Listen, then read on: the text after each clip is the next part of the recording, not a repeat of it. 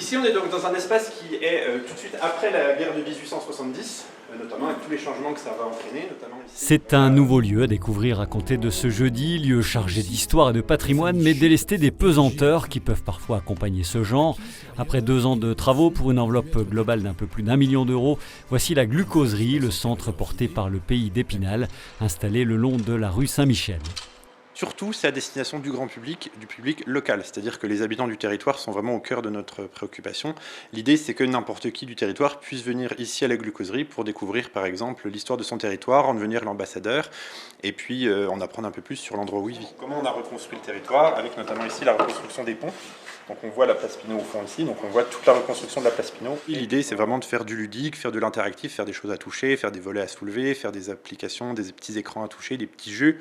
Et l'idée, c'est vraiment ça qu'on essaye de mettre en place dans cette Glucoserie.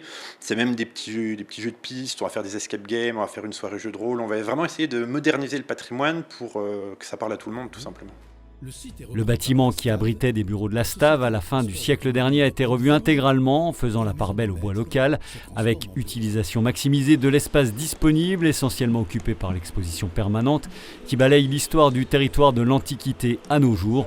Le tout donc pour donner envie de découvrir ou redécouvrir le patrimoine des 172 communes du pays d'Épinal, labellisé Pays d'art et d'histoire, et qui se devait en tant que tel de se doter d'un centre de ce type. Dans le cadre des pays ou villes d'art et d'histoire, on a l'obligation par l'État, pour avoir le critère de s'appeler comme ça, d'avoir ce genre d'établissement. Donc centre d'interprétation de l'architecture et du patrimoine. Alors ici on l'a appelé Glucoserie parce que c'est l'ancienne maison de maître d'une glucoserie, tout simplement. C'est un peu un clin d'œil au passé. Clin d'œil au passé et proposition scénographique dans l'air du temps, un voyage en réalité virtuelle attend le visiteur. Là, je suis à Rambervillers, je suis devant l'hôtel de ville, c'est vraiment très joli. Et donc je peux regarder les différents détails de la façade, je peux zoomer sur différentes sculptures et puis sinon je peux rentrer à l'intérieur pour continuer la visite. Je me déplace de panorama en panorama avec à chaque fois des petites choses à voir, je peux lancer des petites vidéos, je peux lancer des commentaires audio, je peux zoomer sur des sculptures ou sur des œuvres d'art et une fois que j'ai fini toutes les séquences, j'ai terminé la visite et je reviens au menu et je peux commencer une autre visite. La Glucoserie ouvre ses portes au public ce jeudi et tout au long du week-end des Journées européennes du patrimoine.